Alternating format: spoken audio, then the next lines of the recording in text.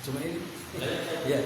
Lah sudah. Bismillahirrahmanirrahim. Assalamualaikum warahmatullahi wabarakatuh.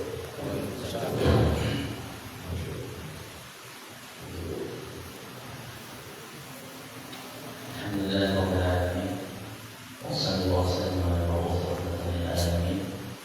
Nabiyina Muhammadin wa ala alihi wa sahbihi ajma'in wa sallallahu ala tarbihi wa tadawwu ila yawmiddin. Alhamdulillah kita temukan kembali di dalam salah satu rumah Allah Subhanahu wa taala, masjid yang mulia ini di bulan yang penuh dengan berkah ini, dalam rangka kita memperingati mengingatkan satu dengan yang lainnya untuk senantiasa bersabar di atas ketaatan kepada Allah Subhanahu wa taala, dan untuk sama-sama kita bersabar agar menahan dari maksiat kepada Allah Subhanahu wa taala, karena Allah lihat berbicara di dalam Al-Qur'an. Subhanahu wa ta'ala wa man khafa maqama rabbih wa nahaa an-nafsa 'anil hawa fa innal jannata hiya al-ma'wa. Dan ada orang yang khafa maqam rabbih, akan diberikan nanti orang yang takut dia diberikan dari Allah Subhanahu wa taala. Wa nahan nafsa 'anil hawa, dan menahan dirinya dari hawa nafsunya, mengekang dirinya dari kemauan hawa nafsunya. Dan inna jannata hiya al-ma'wa, maka Allah tidak akan mengira orang yang memiliki seperti ini kelak akan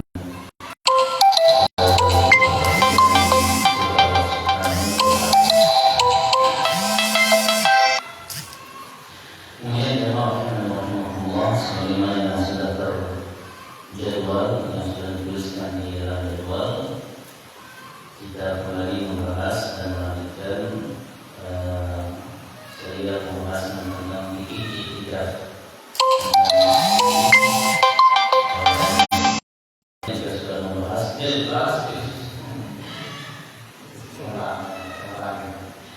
di mana di pertemuan sebelumnya kita bahas tentang definisi daripada itikaf itu, baik dari pengertian secara bahasa maupun secara istilah syar'i.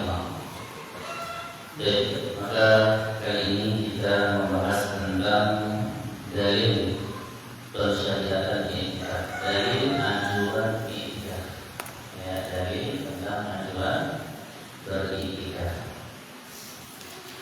Tentu ini menjadi titik poin yang sangat dan sangat penting untuk kita sama-sama perhatikan.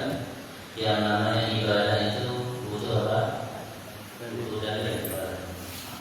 Makanya kita tidak boleh beribadah kecuali dengan dalil. Sebagaimana dikatakan Syekh Muhammad, disebutkan ibadah tidak akan diterima kecuali dengan dua syarat. Harus ada dalil. Yang pertama ikhlas, dan tidak cukup hanya dengan ikhlas. Saya ikhlas karena kita tahu orang-orang yang ikhwan kita, saudara-saudara kita dari dalam sufinya, mereka kalau ibadah mungkin lebih ikhlas dari kita, tapi mereka kurangnya satu, yaitu syarat yang kedua, yaitu ikhtiar. Mengapa kurang? Asal-asalan ibadah, tapi tidak ada tuntunan misalnya dari Rasulullah SAW, maka amalan ibadahnya menjadi apa? Sia-sia. Mengambil amalan yang tidak ada yang mudah.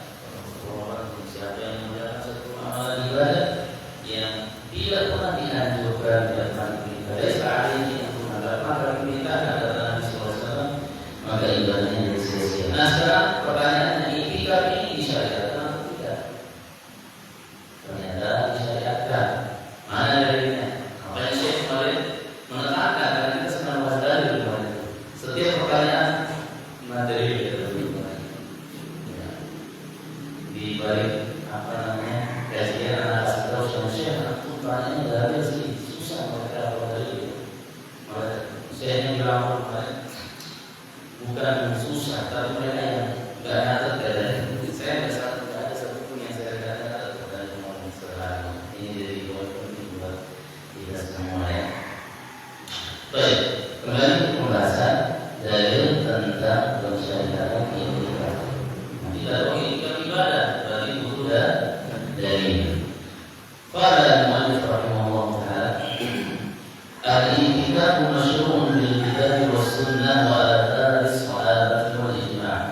I'tikaf itu masyhur, dianjurkan melalui Alkitab Al-Quran. Dalilnya ada di Al-Quran ada, was-sunnah di dalam hadis juga ada. Wa atharis sahabat dan juga athar. Athar itu adalah apa? Ucapan-ucapan yang disebutkan kepada sahabat.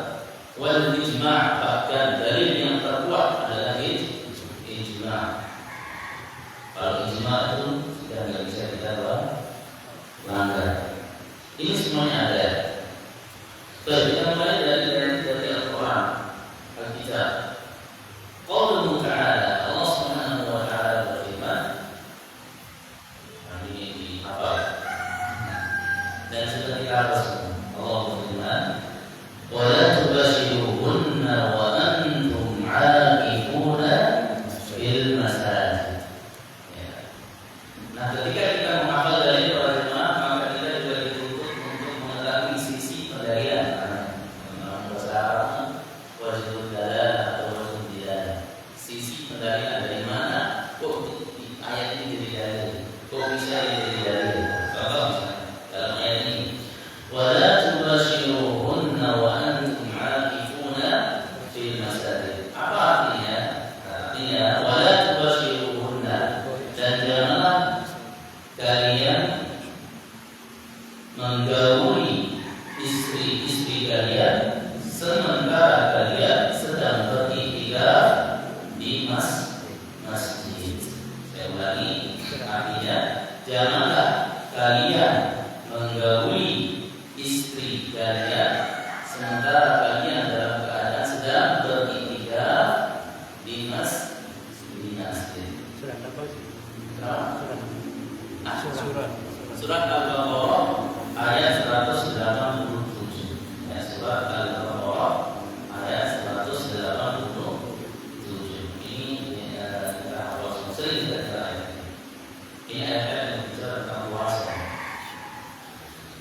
Baik, nah sekarang kita bahas sisi pendalilannya dari mana persyariatannya i'tikaf. Nah, kata beliau wa idhafatul i'tikaf ila al-masajid al-mukhtassah bil qurbat. Kata beliau, lihat, perhatikan di sini i'tikaf dinisbatkan di rumah Allah. Wa antum 'akifuna bil masajid. Di mana suatu amalan kalau sudah dinisbatkan ke masjid itu pasti dia adalah amalan ibadah. Karena nggak mungkin orang bermaksiat di masjid. Ini sisi pendalilan pertama. Jadi i'tikafnya di sini wa antum 'akifuna bil masjid dinisbatkan diidhafahkan ke masjid. Kemudian yang kedua, sisi pendalilan yang kedua bahwasanya i'tikaf itu masyru' dianjurkan, yaitu wa tarkul wit'i al-mubah li ajlihi. Nah, yaitu Allah larang kita mengerjakan yang Allah halalkan untuk ibadah tersebut, yaitu i'tikaf. Yaitu apa yang dihalalkan Allah? Seorang suami menggauli istrinya halal atau haram? Halal, tapi kita dilarang untuk mengerjakan hal ini karena i'tikaf. Berarti i'tikaf itu adalah ibadah. Pada dengan puasa. Orang puasa boleh nggak dia menggauli istrinya? Padahal menggauli istri adalah hal yang halal, bahkan ibadah. Ibadah itu tadi menggauli istri. Mau berpahala sedekah? Karena memang gue sedekah. Mana dalilnya? Nabi sallallahu alaihi wasallam memilih dari ayat itu saudara. Kalian bergaul dengan istri kalian itu adalah saudara. Subhanallah, agama apalagi yang mudah sekali agamanya. Segala dari kita yang penting ada niat itu lebih bermanfaat. Baik, kembali ke dalil yang tadi. Berarti i'tikaf itu dianjurkan.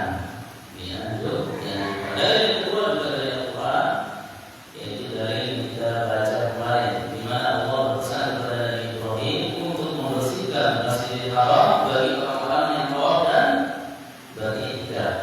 Wahidna ila Ibrahim wa Ismail an tahira baitiya lit-ta'ifina wal-'akifin. Di mana disebutkan ayat yang ini juga sebagai dalil bahwasanya ibadah iktikaf bukan hanya ada di umat Nabi Muhammad, mereka sudah ada sejak zamannya Nabi Ibrahim alaihi salatu wassalam. Baik, berikutnya dari iktikaf, anjuran iktikaf dari hadisnya, dari hadis. Inilah agama kita, agama dari agama kita ini agama dari. Ya, nggak boleh kita sembarang beramal kecuali dari Al-Quran dan dari hadis Nabi Sallallahu Alaihi Wasallam. Adapun dari hadis kata muallif di sini, fakatsiratun jiddan, maka banyak sekali minha, salah satu di antaranya hadisnya Aisyah. Hadisnya siapa? Aisyah radhiyallahu anha. Aisyah istri berapa? Kita luas sekali. Istri berapa kalian? Aisyah. Kedua. Saya berarti pertama. Khadijah. Iya. Jawabannya kurang tepat. Aisyah yang ketiga. Yang kedua adalah Saudah. Saudah itu yang kuat. Dan Saudah menghadiahkan malamnya untuk siapa? Aisyah. Jadi Aisyah punya 2 malam, sementara yang lain punya satu malam. Baik.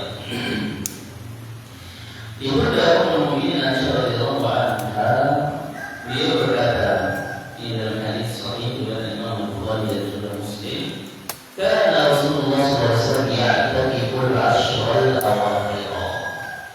Dahulu Rasulullah SAW sering beriktikaf di 10 malam terakhir.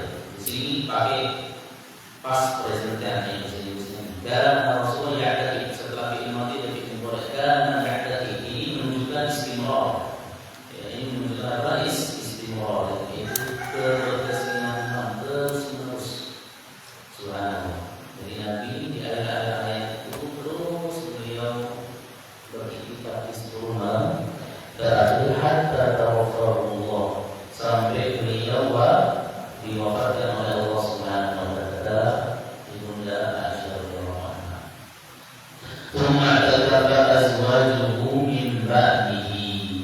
Lalu setelah beliau meninggal dunia, maka istri-istrinya melanjutkan estafet, artinya beliau iktikafnya di masjid.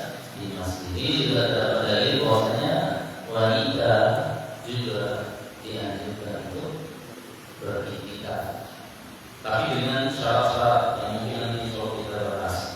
Jadi dalam dengan ini juga syarat harus diisi dari suami dulu, terus harus lengkap fasilitasnya, harus tempat yang tertutup, tidak seperti laki-laki, tidak seperti laki-laki. Wajib di tanah yang terjadi pembinaan nanti akan dibahas pada itu. Adapun dari akhlaknya para sahabat, maka banyak sekali diriwayatkan dari Ibnu Umar, Ibnu Abbas dan juga yang lainnya. Adapun ijma' maka nawalahu ghairu wahidin minal ulama, dinukilkan oleh banyak sekali para ulama yang menukilkan ijma'. Ijma' itu artinya kesepakatan para ulama di suatu zaman. Ajma'u ala anna al-i'tikaf sunnah. Mereka berijma' bahwasanya sepakat bahwasanya i'tikaf itu hukumnya sunnah. Baik. Di sini ada pertanyaan sebelum kita bahas sebagaimana kemarin. Kira-kira selama sejauh yang diketahui, apa keutamaan iktikaf? Ini pertanyaan apa? Contoh misalnya sekarang dalam sholat, kita tahu sholat itu pasti banyak fadilah dan keutamaan, banyak ayat dan banyak hadis menerangkan akan keutamaan sholat. Contohnya sholat adalah amalan yang akan pertama kali di desa. Ini salah satu keutamaan. Ini namanya fadilah, keutamaan.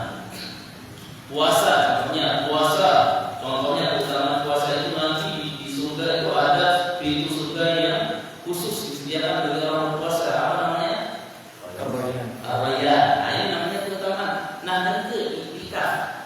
Kira-kira siapa yang tahu hadisnya atau yang tahu dalil atau yang pernah sudah lewat di telinga saja tentang fadilah iktikaf? Oh, iktikaf itu kelebihannya begini, Ustaz, mengampuni, menghapus dosa 50 tahun yang lalu misalnya. Coba saya tanya siapa? Apanya? Ketika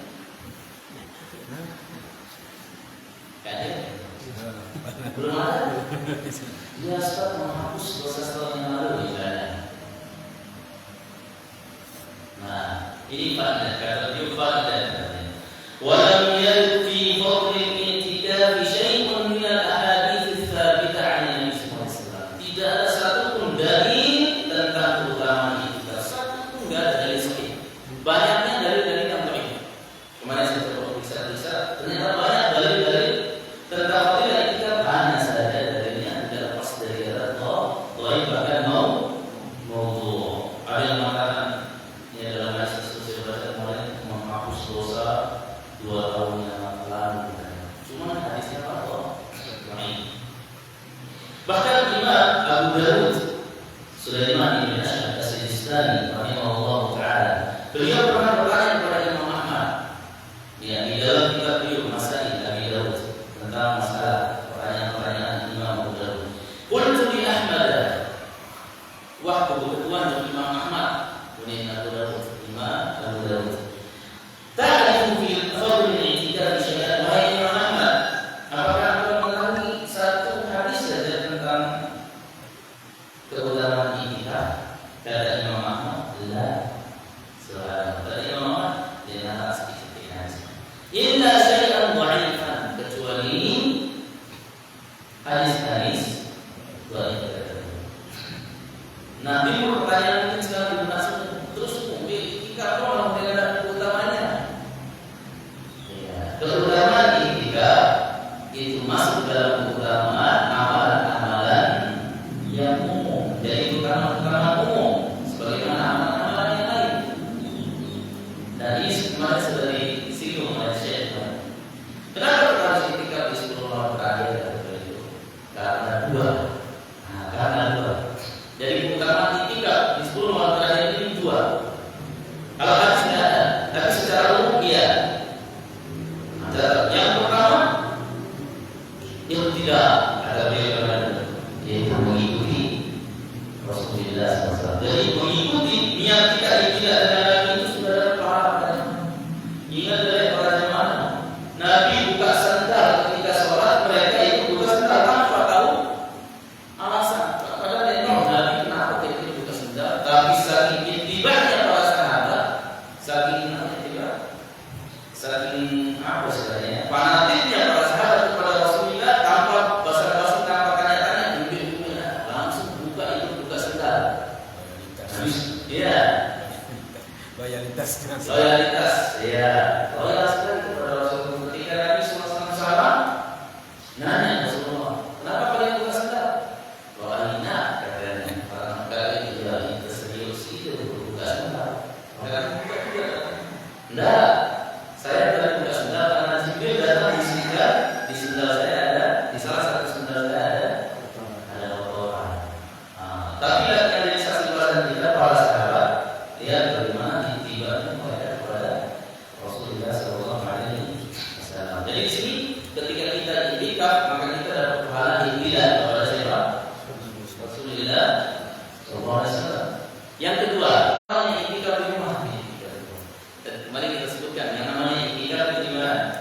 Di masjid. Lalu berdoa ibadah bukan i'tikaf secara istilah syar'i. Meskipun secara bahasa ada namanya juga i'tikaf. Bukan secara bahasa i'tikaf kemarin doa. Bagian ini. Berarti yang kedua, keutamaan i'tikaf itu adalah apa? Mempermudah kita untuk mendapatkan Lailatul Qadar. Kemarin saya sebutkan perumpamaan para ulama tentang Lailatul Qadar ini. Dia kan cuma satu malam. Perumpamaan yaitu sebuah kotak kakak galon yang kita diberikan kunci banyak. Kita punya dua pilihan, mau ambil semua atau pilih satu aja. Pasti kita harus ambil semua. Harus begadang tiap malam.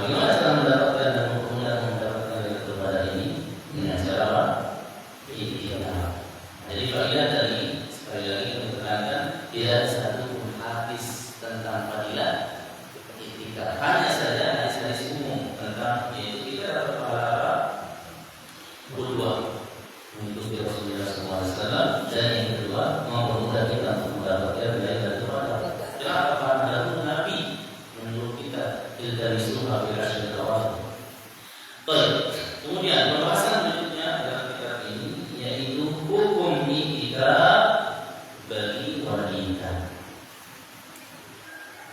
Tadi sudah tersinggung sedikit berbeda hukum dengan milu i'tikaf. Kalau boleh, qala ar-rajih kata beliau. Kata Syekh Khalid al-Mujaddid rahimahullah ta'ala, ar-rajih, apa yang rajih? Yang lebih kuat. Ini menandakan apa? Kalau berarti ada pendapat yang tidak kuat. Berarti ada permasalahan yang di sini ijma atau ada perselisihan? Ada perselisihan di kalangan para ulama. Ada yang membolehkan, ada yang tidak membolehkan. Tapi yang lebih afdal dan lebih kuat kata beliau, annahu yusan, bahwasanya i'tikaf ini pada jemaah dia disunahkan laha bagi para wanita, karrajul sebagaimana layaknya seorang laki-laki. Kenapa? Bi'umumati adillati masyru'iyyati i'tikaf, bi'umumati adillati masyru'iyyati i'tikaf, karena keumuman hadis-hadis dalil-dalil yang menganjurkan tentang i'tikaf.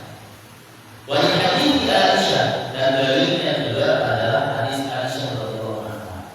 Jadi ada hadis Aisyah di mana di dalam hadis Aisyah itu disebutkan yang Rasulullah sallallahu alaihi wasallam ya Aisyah wa Hafsah radhiyallahu anhuma an ya'takifa ma'ahu wa kana tashabbatain. Jadi dahulu ini ada hadis ya, hadisnya Aisyah radhiyallahu anha diriwayatkan oleh Bukhari dan Muslim, di mana Aisyah radhiyallahu anha dan Hafsah terdahulu pernah diizinkan oleh Rasulullah sallallahu alaihi wasallam untuk ikut pergi i'tikaf. Bahkan ada dalam sebuah hadis para istrinya Nabi sallallahu alaihi wasallam berlomba-lomba membuatkan tenda bagi Rasulullah sallallahu alaihi wasallam dalam masjid.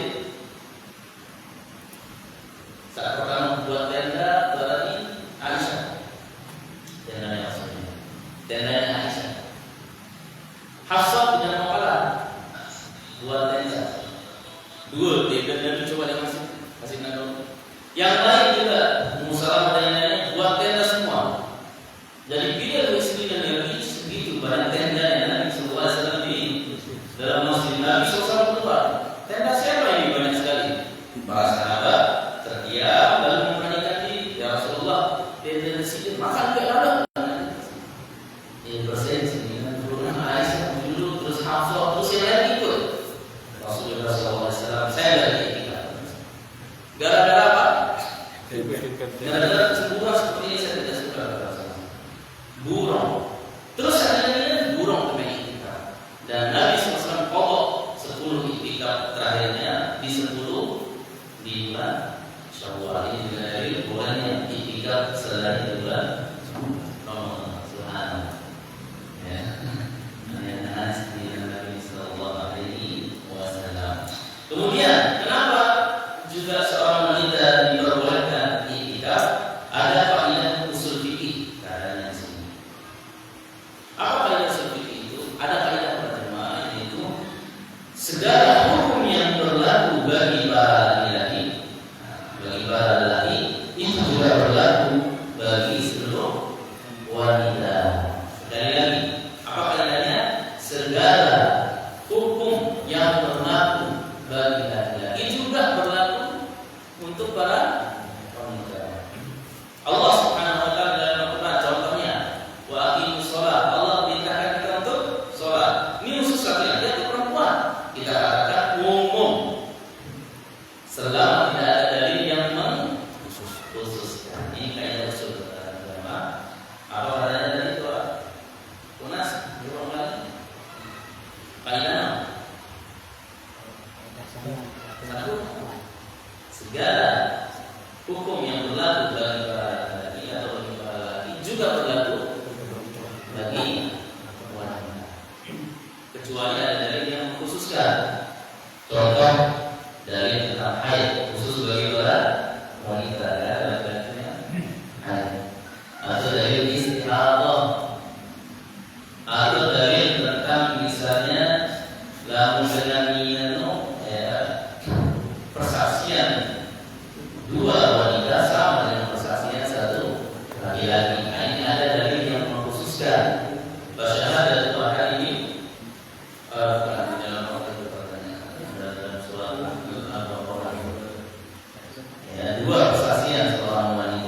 sama dengan satu persaksiannya seorang laki-laki. Dan sekali lagi, kalau ditanya, kamu dengan ini tidak? Kamu beda dengan Aisyah itu masuk oleh orang tidak. Dan juga kata Aisyah dan Aisyah tadi, Rasulullah SAW terus-menerus ketika di 10 malam terakhir, kemudian istri-istrinya itikaf setelah meninggal.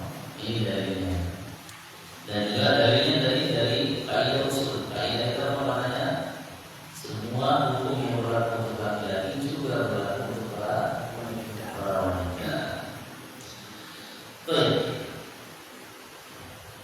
Kemudian ini yang terakhir sebelum kita tutup, pembagian itikaf. Itikaf itu ada dua.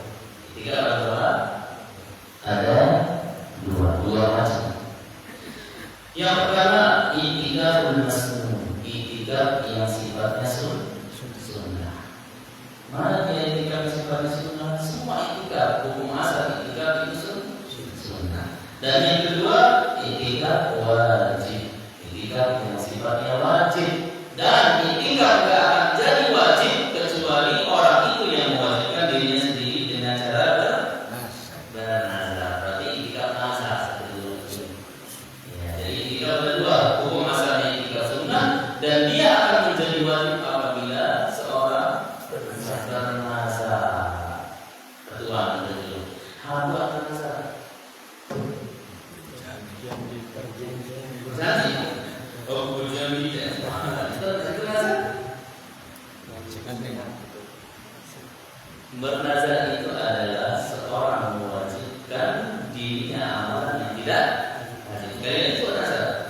Apa dinazar? Seseorang mewajibkan atas dirinya suatu amalan yang pada dasarnya tidak wajib. Ini kalau pula dengan bernazar sholat asar, apakah ini nazar yang sah atau tidak sah? Tidak sah karena sholat asar sudah wajib. Dari nazar itu adalah mewajibkan amalan yang tidak wajib. Contohnya itikaf, amalan sunnah. Lalu gara-gara nazar jadi wajib. Dan nazar ini ada dua. Nazar yang mutlak dan nazar yang muqayyad. Nazar mutlak dan nazar muqayyad. Nazar yang sifatnya lepas tidak bersyarat. Ada nazar yang bersyarat. Nazar yang paling top yang dipuji oleh Allah dalam Al-Quran dalam surat Al-Insan itu yufuna bin nadri wa yakhafuna yawman kana syarruhu mustatira. Itu adalah nazar yang mutlak yang tidak bersyarat. Artinya dia mewajibkan dirinya amalan sunnah. Contohnya Abu Ja'far bernazar itikaf tanpa ada syarat.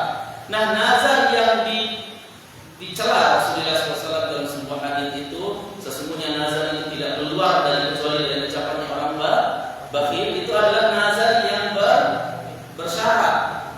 Contohnya lamun lulus ujian, lamun leleku badanku, ya ucap puasa sunnah bisa. Ini benar harus kebayang itu harus bersyarat. Allah bayang Tuhan dulu untuk ibadah presiden. Nah, ini orangnya.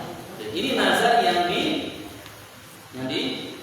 dicela Rasulullah SAW, disebutkan oleh Rasulullah ini keluar dari orangnya pelit. Tapi nazar yang dipuji Allah dalam Al-Quran yufun, ciri-ciri orang yang abor, yaitu orang yang menepati nazarnya, itu orang yang nazarnya nazar apa?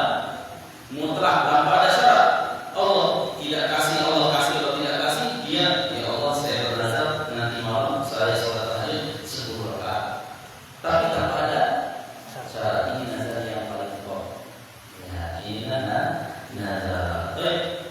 Lagi ya, berikutnya kepada jemaah kajian singkat kita pada sore hari ini kita lanjutkan insyaallah besok sore ya. Allah taala a'lam. Kemudian kita sudah tampil pada jemaah sedikit-sedikit ya. Kita tidak mau berat. Mungkin satu aja. Ada tanya? Ya. Tentang tempat. Kan ada orang-orang yang kaya ini kan dia punya rumah, ada masjidnya. Ya buat masjid khusus gitu. Rumah. Bisa enggak masjid itu yang tempat itu? Itu Pak. Masjid rumah lah begitu. Ya, Ustaz ketua kan seperti ini Allah Ustaz. di rumah biasanya jangan ada orang kaya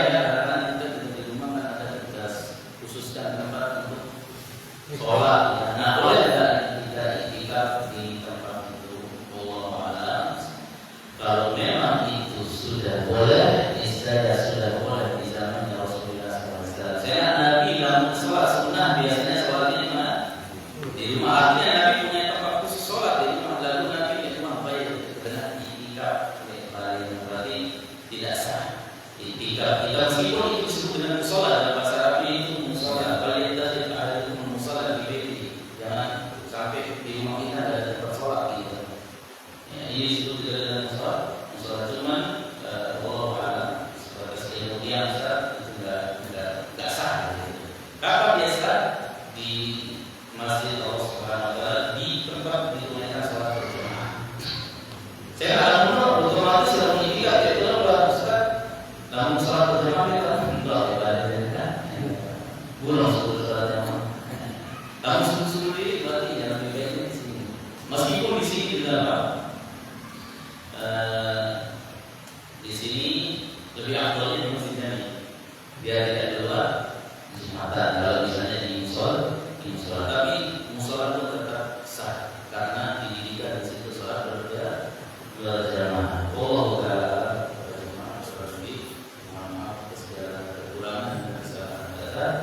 Wassalamualaikum warahmatullahi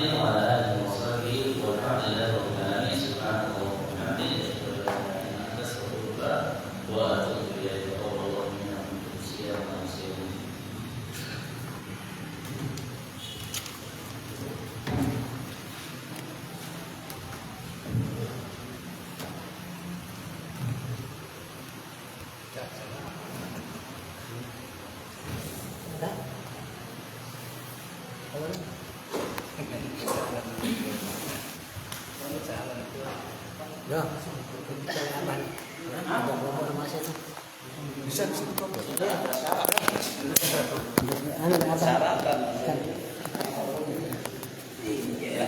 Ada perkataan.